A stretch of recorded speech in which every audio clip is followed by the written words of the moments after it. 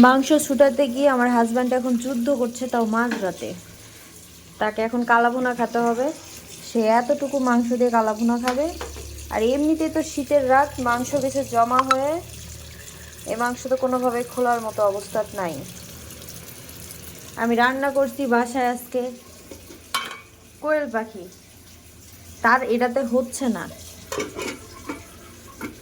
তার এখন কালাভুনা খাওয়া লাগবে। কয়টা বাজে এখন? 11টা 15। খাওয়াই লাগবে। বেশি তো খাইনি, 10 পিস খাবো। 10 পিস কি কম নাকি?